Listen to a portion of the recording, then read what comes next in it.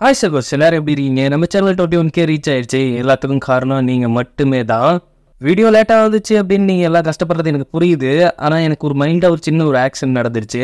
ஒரு சின்ன ரெக்வெஸ்ட் தான். ட்ரிங்க் பண்ணுறதும் பண்ணாததும் அது அவங்க விருப்பம். பட் ட்ரிங்க் பண்ண வீட்டில் போய் ட்ரிங்க் பண்ணுங்க. அது பல பேர்த்துக்கு வண்டி கரெக்டாக ஓட்டுறவங்களுக்கும் அது பிரச்சனையாக போய் முடியுது. அதுக்கப்புறம் சுதாராஜா சிஸ்டர், அப்புறம் பவித்ரா சிஸ்டர் அவங்க ஒரு சீரீஸ் போட்டு நோட் பண்ணுங்க அப்படின்னு சொல்லியிருக்காங்க. அது கண்டிப்பாக பார்க்குறோம் சிஸ்டர். இது நம்ம சேனலுக்கு ஆக்டாக இருந்தால் கண்டிப்பாக நான் அதை எடுத்து போடுறேன். பிடிஎஸ் தமிழ்றது சிஸ்டர், உங்கள் கமெண்ட் எப்போவுமே ஒரு யூனிக்காக இருக்கும். அது எனக்கு ரொம்ப பிடிச்சிருக்கு. சும்மா இருக்கிற ப்ரோ, ட்ராமா நைஸாக இருக்குது அப்படின்னு சொல்லியிருக்கீங்க. ரொம்ப தேங்க்ஸ் ப்ரோ. ஜித் ப்ரோ, ஹாய் ப்ரோ, ரொம்ப தேங்க்ஸ் ப்ரோ. ஏன் சிஸ்டர், நீங்கள் கேட்குற ட்ராமாவை நாங்கள் வாட்ச் பண்ணிட்டு கண்டிப்பாக அது ஆப்டாக இருந்தால் நாங்கள் போடுவோம், கவலைப்படாதீங்க. நீங்கள் இதை 2-3 கமெண்ட்டில் சொன்னீங்க, நான் நோட் பண்ணேன். பட் நான் பார்த்துட்டு அதை நான் சொல்கிறேன். யூசர் GP2SU, ரொம்ப தேங்க்ஸ். ப்ரோவா சிஸ்டான்னு தெரில, பட் ரொம்ப தேங்க்ஸ். SK தமிழ் எடிட்ஸ் சீக்கிரம் போடுங்கன்னு சொல்லியிருக்கீங்க. கண்டிப்பாக சீக்கிரம் போடுறோம் அடுத்த எபிசோடு. கொஞ்சம் இதுக்கு மட்டும் கொஞ்சம் மன்னிச்சுக்கோங்க. அலதியான ஆயிஷா சிஸ்டர், ரொம்ப தேங்க்ஸ் சிஸ்டர். ஹாய். இனி ராஜேந்திரன், நீங்கள் என்ன MI ஃபேனா சிஸ்டர்? ப்ளூ ஹார்ட் போட்டு வச்சுருக்கீங்க. ஐஹாட் சிஸ்டர்னு உங்களுக்கு நான் பேர் வச்சாலும் வச்சேன். நீங்கள் எனக்கு கவிஞர்னே பேர் வைக்கிறீங்களா? என்னோட சூப்பராக கவிதை நிறைய பேர் இருக்காங்க சிஸ்டர். பார்த்தா எனக்கு அடி விழுந்துற போது. புஷ்பா சிஸ்டர், உங்களுக்கும் விஷயம் சொல்ல மறந்துட்டேன். நான் எல்லாத்துக்குமே விஷயம் சொல்ல மறந்துட்டேன். அது ஒரு சின்ன சம்பவத்தினால மட்டும்தான். MGவா ப்ரோ, அந்த ஜெயந்தி சிஸ்டர்னு ஒரு சிஸ்டர் இருப்பாங்க. அவங்க டீட்டெயில்டாக நோட் பண்ணி வீடியோவில் என்னென்ன விஷயம் அவங்களுக்கு பிடிச்சிருக்கு பிடிக்கல அப்படிங்கிறத சொல்லுவாங்க. அவங்க இந்த நேரத்தில் கமெண்ட் பண்ணியிருக்காங்க. அதே மாதிரி உங்கள் கமெண்ட்டும் இருக்கிறதால எனக்கு ரொம்ப ரொம்ப பிடிச்சிருக்கு. கீதா முரளிதரன், கண்மடி அன்போடு காதலன், நைஸ் சாங் சிஸ்டர். அது கரெக்டாக அந்த இடத்துக்கு ஃபிக்ஸ் ஆகும். நீங்கள் என்ன மஜ்மல் பாய்ஸ் பார்த்தீங்களா சிஸ்டர்? ஒரு கவிதை சொல்லி அதை சொல்லியிருந்தாங்க. அதை நான் ஷார்ட்ஸாக மேக் பண்ணி போடுறேன் சிஸ்டர். யூ டோன்ட் ஃபீல், இதில் சொல்லன்னு நினைக்காதீங்க. எப்படி சொல்ல என்ன ஆச்சுன்னா, இளநதிரி ஹீரோ கூட இருக்க வந்துட்டான். ஆனால் அங்கே ஒரு காதல் உடஞ்சி போச்சு. அதே நேரத்தில் எங்கள் ஹீரோ என்னன்னா, அவள் ஹீரோனுக்காக ஒரு மருந்து தேட போகிறா. அதுவும் நாங்கள் பிடிக்காத இடத்துல போய் தேட போகிறோம். அவள் கொஞ்சம் பத்திரமா பார்த்துக்கோட்டு அசிஸ்டண்ட்டை சொல்லிட்டு போயிருப்பான். இவன் ஹீரோயின் கேட்குறா, எங்கே கொஞ்ச நாள் அவனை காணும், அது இல்லாமல் நீ என்ன தீவிரமாக அக்கறையாக பார்த்துக்கிறிய, என்ன விஷயம் அப்படின்னு அந்த அசிஸ்டண்ட்டை கேட்கும்போது அவள் ஒரு யோசிச்சு பார்க்குறா. நீங்கள் கொஞ்ச காலத்துக்கு முன்னாடி நீங்கள் இங்கே இருந்தப்ப ஏன்னா நீங்கள் அரவணைச்சிருக்கீங்க அப்படிங்கிறது மட்டும் அவள் யோசிச்சு மட்டும் பார்த்துக்கிறா. அதை ஹீரோயின்ட்ட சொல்லவே இல்லை. அந்த இடத்துல மழை பெய்யறதால ஹீரோயின் கேட்குறா, நான் தண்டனையில் இருந்தப்போ மழை பெஞ்சுதா? பேஞ்சது, ஆனால் உங்களுக்கு மட்டும் படலை. என்ன புரியல? உங்களுக்காக ஒருத்தங்க கூட பிடிச்சாங்க அப்படின்னோடனே அவன் என்ன நினச்சிட்டா, சரி இளவரசரை தான் கூட பிடிச்சிருப்பாங்க அப்படின்னு நினச்சிட்டா. ஏன்னா ஹீரோ வந்தப்போ அவன் மயக்கத்தில் தானே இருந்திருப்பா. அதனால அது ஹீரோ பண்ண வேலை தான் அப்படின்ட்டு ஹீரோயினுக்கு தெரியாது. இப்படி இளவரசரை காட்டினா அவன் ஹீரோயின் போன நினைப்பிலேயே அப்படியே ஃபீல் பண்ணிட்டு இருக்கும்போது அப்பா அவங்க அஸ்டட் அவ கூட வரப்ப எவ்வளோ நாள் தான் நானும் மறைச்சி வைக்கிறது, அதனால தான் அவள் பொக்கிலே விட்டுட்டேன் அப்படின்ட்டு அவன் ஒரு குட்டி ஃப்ளாஷ்பேக் யோசிச்சு பார்க்குறான். இவன் வேட்டைக்கு போயிருந்திருப்பா தான் ஹீரோயின் ஒரு இடத்துல மயக்கம் போட்டு கிடந்திருப்பா. அதுக்கப்புறம் தான் காப்பாற்றி கூப்பிட்டு வந்துட்டு இவன் தான் காப்பாற்றிருப்பான். அப்படி காப்பாற்றிட்டு அவள் திருப்பி நான் போகணும், நான் யார் அப்படிங்கிறது எனக்கு மறந்து போச்சு. அவன் எவ்வளோ சொல்லி சமாளிக்க பார்த்துருப்பான், நீ இந்த நாட்டை சேர்ந்தவன் தான் அப்படின்ட்டு. ஆனால் அவளுக்கு அது கொஞ்சம் உறுத்திக்கிட்டே இருக்கும். அந்த நேரத்தில் இவன் மயக்கம் போட்டு விழுந்தோடனே சரி நம்மளை காப்பாற்றினவனே இவனை காப்பாற்றியே ஆகணும் அப்படின்னு அப்புறம் ஹீரோயின் அவன் பேர் வச்சதுலேயே அங்கேயே இருந்திருப்பா. அதுக்கப்புறம் தான் இவங்க 2 பேத்துக்குள்ள காதல் வந்திருக்கும். இப்போ மறுபடியும் ப்ரெசென்ட்டுக்கு வந்தோடனே அவனோட அசிஸ்டன்ட் நம்ம தேடிக்கிட்டு இருந்தவன் கிடச்சிட்டான், நான் ஹீரோயினை கடத்திட்டு போக பார்த்தவன் மாட்டிக்கிட்டான் அப்படின்ட்டு அந்த முகமுடி குரூப்பில் ஃபஸ்ட்டு ஹீரோயினை கடத்த வந்திருப்பான்ல ஒரு முகமுடி போட்டவன், அவன் மாட்டிக்கிட்டான் போல.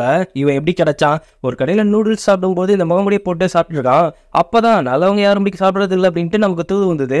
அப்புறம் போய் நாங்கள் அரெஸ்ட் பண்ணிட்டோம் அப்படின்னோடனே சரி எதுக்காக நீ அவளை கடத்தின?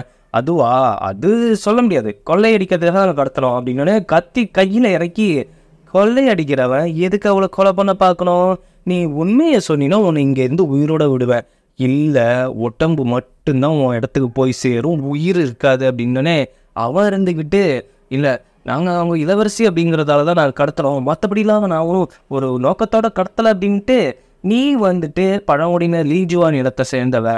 அப்போது அவளை பற்றி ஏதோ உனக்கு தெரிஞ்சிருக்கு. ஆமாம், அவளும் ஒரு இளவரசி தான், அதுவும் எங்கள் இனத்தை அழிச்ச இளவரசி. அதனால தான் நாங்கள் அவங்கள அழிக்க பார்த்தோம் அப்படின்ட்டு. உண்மையான விஷயம் என்னன்னா, அந்த ரத்தம் கிடைச்சாதான் அந்த கல்லை அவன் உயிர்ப்பிக்க முடியும். அதுக்காக தான் இளவரசியை தூக்க வந்திருப்பாங்க.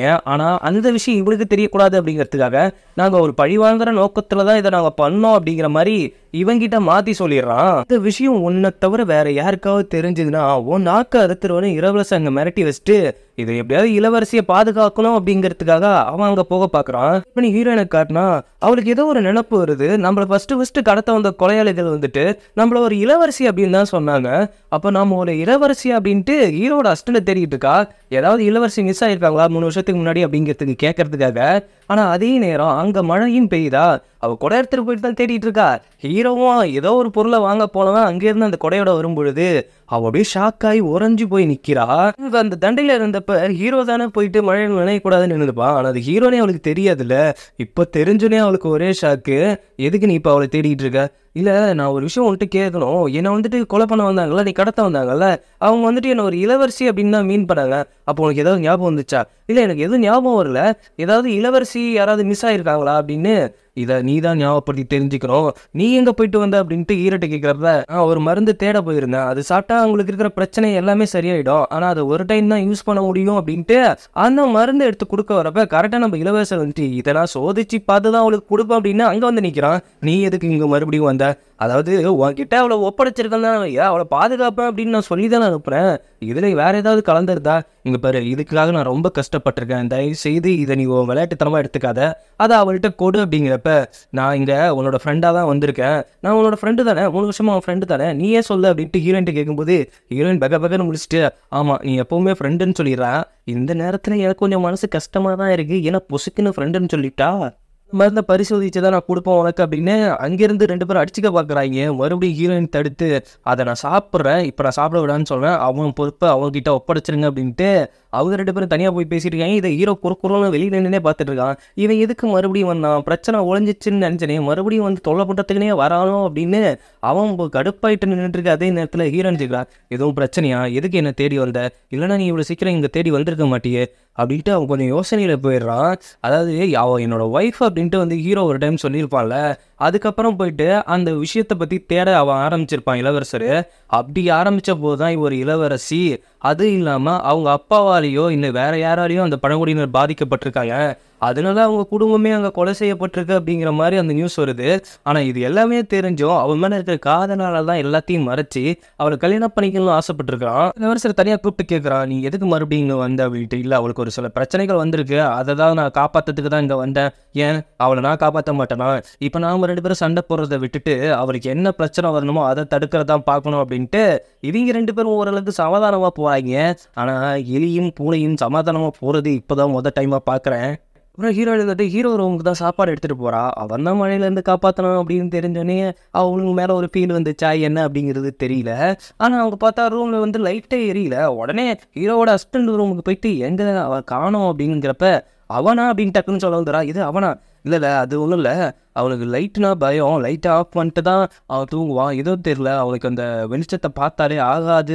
அப்படியா, சரி நான் பார்த்துக்கிறேன் அப்படின்ட்டு ஹீரோட ரூமுக்கு போயிட்டே சாப்பாடு கொடுக்க போகிறான். உன்னை யார் இங்கே வர சொன்னது? நீ இவ்வளோ அக்கறையாக சாப்பாடு எடுத்துகிட்டு பார்த்தா ஏதாவது கலந்து வச்சிருப்ப போலையே. அக்கறையாக சாப்பாடு எடுத்துகிட்டு வந்தால் கலந்து வச்சிருப்போம். உனக்கெல்லாம் கலந்து தான்டா வைக்கணும்.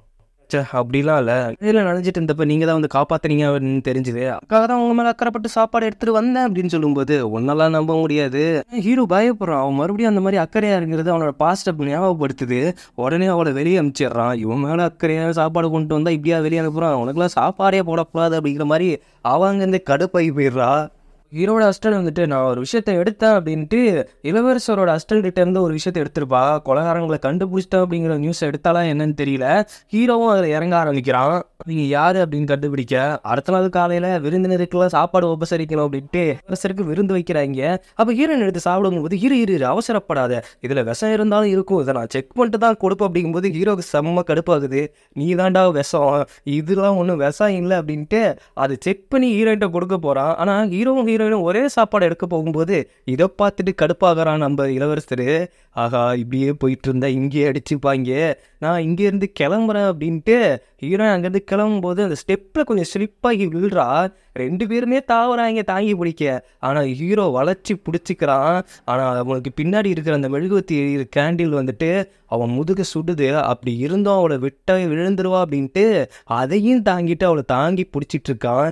இதையெல்லாம் பார்க்குற இளவரசருக்கு காண்டாகுமா ஆகாதா?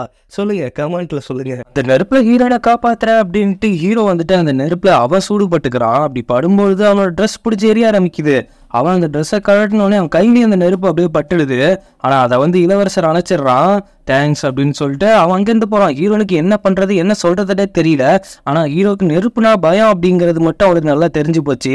லைட்டாக அவன் இடத்துல இருந்து ஃபீல் பண்ணிக்கிட்டு இருக்கா. அதுவும் நிலவை பார்த்து அவனோட பாஸ்ட்டை நினச்சி இவனும் அவனை தேடி வந்துட்டு இருக்கா மருந்து எடுத்துக்கிட்டு. அதுவும் அந்த நெருப்பு காயத்துக்காக ஒரு குட்டி பையனும் அவங்க அப்பாவும் பேசிட்டு இருக்காங்க. அந்த விளக்கு அணைஞ்சு போச்சு, இப்போ எப்படி நம்ம பாதையில் போகிறது, இருட்டா இருக்கு, ஒன்றும் பிரச்சனை இல்லைப்பா, எனக்கு பாதை தெரியும், வா நம்ம போவோம் அப்படின்ட்டு அவர் சொல்றாரு. ஆனால் இருந்துகிட்டு அந்த குட்டி பையன் ரொம்ப பயப்படுறான். அப்போ ஹீரோ என்ன பண்றானா, அவன் நெஞ்சுக்குள்ள இருக்கும்ல அந்த மரத்தோட விதை, அதை எடுத்து நீ போய் அவங்களுக்கு உதவு அப்படிங்கிற மாதிரி ஒரு வார்த்தை தான் சொல்லி எழுப்புறான். இதுல இருந்து மின்மினி பூச்சிகள் மாதிரி போயிட்டு அந்த விளக்கை எரிய வச்சிருது.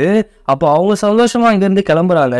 இதெல்லாம் பார்த்துக்கிட்டு அவன் என்னதான் முரடனா இருந்தாலும் அவனுக்குள்ளேயும் ஒரு நல்ல எண்ணம் இருக்கு. தனக்கு இருளை கொடுத்துக்கிட்டு மற்றவங்களுக்கு வெளிச்சத்தை கொடுக்கணும் அப்படின்னு நினைக்கிறாங்கிறது மட்டும் தெரியுது.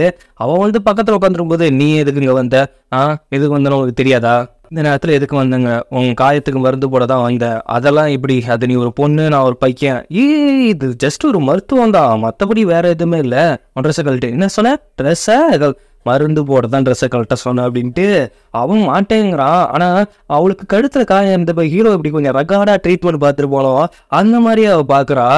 உங்களுக்கு நெருப்புனா பிடிக்காதோ, அதுவும் பகல் அந்த மாதிரி விஷயம்லாம் பிடிக்காதோ, அது எப்படி உனக்கு தெரியும், இது என்ன புதுசாக தெரிஞ்சுக்கிறது, உன்னோட ரூம் தான் எப்பவுமே இருட்டில் இருக்கும், அது இல்லாமல் நீங்கள் நான் விளக்கு எடுத்துகிட்டு வரப்போ அதை அணைச்சிட்டேன், அது இல்லாமல் மெழுகுவத்திக்கு நீ யூஸ் பண்ணுறது கிடையாது, அதை வச்சு தான் என்ன ஏதோ ஒரு விஷயத்தில் நீ பாதிக்கப்பட்டிருக்க, அதனால தான் இப்படியா, இல்லை அதை பற்றி உனக்கு தெரிஞ்சுக்க வேண்டிய அவசியம் இல்லை அப்படின்ட்டு அவன் மருந்து போட்டுக்கிட்டு அதுக்கப்புறம் அதை அப்படியே எரியும் அப்படின்ட்டு ஊதி விடும்போது ஹீரோவுக்கு ஒரு மாதிரி ஃபீல் ஆகுது.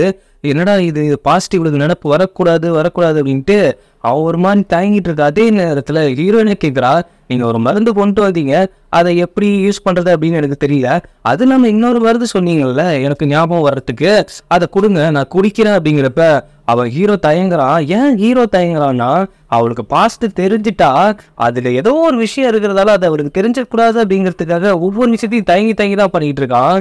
இல்லை அதை நைட் நேரத்தில் சாப்பிடக்கூடாது, நான் நாளைக்கு பகலில் வந்து தரேன் அப்படின்னு, சரி சீக்கிரம் எங்கிருந்து போ, இல்லைனா அந்த இளவரசை தேடி வந்துட்டு என்கிட்ட சண்டை போடுவோம் அப்படின்னு இருக்கே.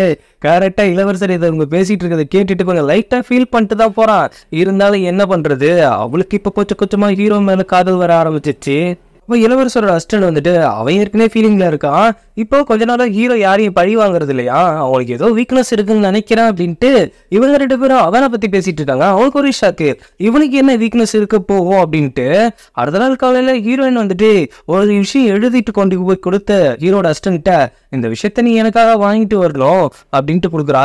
ஏதோ மரப்பட்டையில இருந்து வர வாசனை மாதிரி ரெடி பண்ணிட்டு இருக்க, அதை நான் கேட்க வேணாம்னு நினைக்கிறேன் அப்படின்ட்டு அவ ஏதோ ஒன்று ரெடி பண்ணிட்டு இருக்கா. அது ஆனா ஹீரோக்காக தான். இவன் சொன்ன மாதிரி ஹீரோட அசிஸ்டண்டோ அதை வாங்கிட்டு வந்து கொடுத்துடுறா, இதை நீங்க பத்திரமா வச்சுக்கோங்க அப்படின்ட்டு. இன்னைக்கு நைட்டு உங்க மாஸ்டருக்கு ஒரு சர்ப்ரைஸ் வச்சிருக்கேன் அப்படின்ட்டு ஹீரோயின் இதே ரெடி பண்ணிட்டு இருக்கா.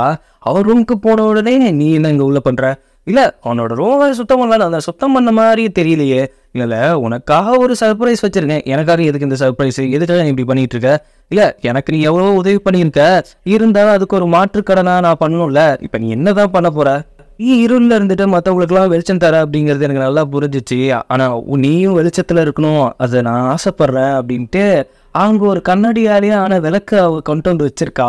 அது ரொம்ப அழகாக இருக்கு. இது பேர் நீ இருட்டிலேயே தான் இருக்கணும் அப்படின்னு இல்லை, உன்னோட கடந்த காலத்தில் எவ்வளோ விஷயங்கள் அங்கே நடந்திருக்கும், ஆனால் அதையெல்லாம் உன்னை இருளில் தள்ளியிருக்கு, ஆனால் இதில் நீ அப்படி இருக்கக்கூடாது அப்படிங்கிறப்ப இதெல்லாம் எனக்கு தேவையே இல்லை, நீங்கள் எந்த கிளம்புனா போதும், நீ வெளியில் இப்படி பேசினாலும் உனக்குள்ள ஒரு நல்லவன் இருந்துக்கிட்டே தான் இருக்கா, வாழ்ந்துக்கிட்டே தான் இருக்காங்கிறது எனக்கு தெரியுது, அது நீ என் மேலே காட்டுற அக்கறையா அது எனக்கு நல்லா புரியுது அப்படிங்கிறா. பாஸ்ட்ல என்னாலையோ இல்லை வேற ஏதோ ஒரு விஷயத்தாலையோ நீ இப்படி மாறி இருக்க, நான் அந்த நல்லவனை பார்க்கணும் அப்படிங்கிற மாதிரி சொல்லிட்டு அவங்கிருந்து கிளம்புனே ஹீரோவுக்கு ஒரு மாதிரி அப்படியே ஃபீல் ஆகிட்டு அவன் போயிட்டு அப்படியே படுக்கும்போது அவனுக்கு அப்படியே ஒரு கனவு வருது. அவன் ஒரு குகையில் இருக்கிற மாதிரியும் அந்த மரத்தோட இதயம் அவனை தேடி வர மாதிரியும், அவன் அடிபட்டு ஒரு இடத்துல கிடக்கான். அவன் அப்படியே பதறிக்கிட்டு அந்த இதயத்தோட அவன் ஒன்றாயிட்டு அங்கே வெளியில போய் பார்க்கும் பொழுது அவனோட மக்கள் எல்லாம் ரத்த வெள்ளத்தில் கிடக்குறாங்க. அதனால மட்டுமே அவன் அந்த வெளிச்சம் இதை பார்த்தாவே ஒரு மாதிரி ஆயிடுறான். அதைத்தான் இப்போ காட்டுறாங்க. அவன் பாஸ்ட்ல என்ன நடந்துச்சு, அவன் ஏன் வெளிச்சத்திலேயே இருக்க மாட்டாங்கிறான்ட்டு. இப்போ அந்த விளக்கு வெளிச்சத்தால் அவனுக்கு பழசெல்லாம் ஞாபகம் அந்த விளக்கையே எடுத்து போட்டு உடைச்சிடுறான். எனக்கு அந்த வெளிச்சம் வேண்டாம் அப்படின்ட்டு கத்தி கதறி அழுகுற அளவுக்கு அவன் போயிடுறான். ஏன்னா அவ்வளோ பாதிச்சிருக்கான் அந்த விஷயம் அவனை. காலையில் ஹீரோயின் வந்துட்டு ஹீரோட அஸ்டண்ட்டை தான் பேசிகிட்டு இருக்கா. ஏன் அப்படி இருக்கா, ஏன் ஒரு ரகட் டைப்பாகவே இருந்துட்டு இருக்கா, இல்லை அவர் முன்னாடிலாம் அப்படி இல்லவே இல்லை, ஒரு கட்டத்துக்கு மேலே அவர் இப்படி மாறிட்டாரு, ஒரு விஷயம் அவரை பாதிச்சிச்சு, அதனால உள்ளுக்குள்ள ஒரு விஷயத்த வச்சுக்கிட்டு வெளியில யார் கூடயும் நெருங்கி பழகாம தான் இருக்காரு, அதுதான் அவர்கிட்ட இருக்கிற பிரச்சனையும் அதுதான் அவர்கிட்ட இருக்கிற ப்ளஸ்ஸும் அப்படிங்கிற மாதிரி சொல்லிட்டு இருக்கா. அவன் மாறினத்துக்கு நான் தான் காரணமா, இல்லை என்னோட இந்த நடவடிக்கை தான் காரணமா, 3 வருஷத்துக்கு முன்னாடி நான் எதுவும் அவனுக்கு தப்பு பண்ணிட்டேனா அப்படிங்கிற மாதிரி அவ கேட்குறா. ஆனால் இதை வந்துட்டு நான் சொல்லவே முடியாது, ஏன்னா சொல்லக்கூடாது அப்படின்ட்டு என் மாஸ்டர் சொல்லியிருக்காரு, அது உங்கள் 2 பேர் வாழ்க்கையும் சம்மந்தப்பட்ட விஷயம் அப்படின்ட்டு இருக்கப்பே ஹீரோ அங்கே நேராக வந்துடுறான். நீங்கள் வந்து கிளம்பலாம், நான் அவள்கிட்ட கொஞ்சம் பேசணும் அப்படின்ட்டு ஹீரோகிட்ட தான் பேச போகிறான். ஏன்னா ஹீரோவை பார்த்தோன்னே நைட்டெல்லாம் நீங்கள் தூங்கல போல, அப்போ அந்த விளக்கு உங்களை ரொம்ப டிஸ்டர்ப் பண்ணியிருக்கு போல, அப்போது என்ன பண்ணலாம் அப்படின்னு கேட்கும்போது, இப்போ அதை பற்றி பேசி ஒன்றும் பிரயோஜனம் இல்லை, நான் ஒரு விஷயம் கேட்குறேன், நீ அந்த மருந்து கேட்டேன், அந்த மருந்தை நான் கொண்டு வந்திருக்கேன், ஆனால் இதை குடிச்சதுக்கு அப்புறம் உனக்கு பழசெல்லாம் நடப்பு வரும், அப்போ நீ எப்படிப்பட்ட ஆள், மோசமான ஆளாக இருந்தால் அதை நினச்சி நீ இப்போ ஃபீல் பண்ணுவியா, நீ எப்படிப்பட்ட ஆள் அப்படிங்கிறத நீ நினச்சி ஃபீல் பண்ணிடுவியா அப்படின்னு கேட்குறப்ப, தெரியல, அது எனக்கு தெரியல, ஆனால் இப்போ நான் ப்ரெசண்ட்டில் இருக்கிற மாதிரி நான் அதை மாற்றிப்பேன், எனக்கான நான் பண்ண பழிகள் பாவங்கள் இருந்தால் அதுக்கு என்ன பண்ணுமோ அதை நான் பண்ணுவேன் அப்படிங்கிறா. ஆனால் ஹீரோக்கு கொஞ்சம் தயக்கமாக தான் இருக்குது, ஏன்னா ஏதோ ஒரு விஷயம் மறைஞ்சிருக்கு இவளை பற்றி, அவளுக்கு தெரியக்கூடாதுன்னு நினைக்கிறான். அதே நேரம் அது தெரியாமலே அவகிட்ட இருக்கிற அந்த மரத்தோட கிளையை எப்படியா தெரிஞ்சுக்கணும்னு நினைக்கிறான்.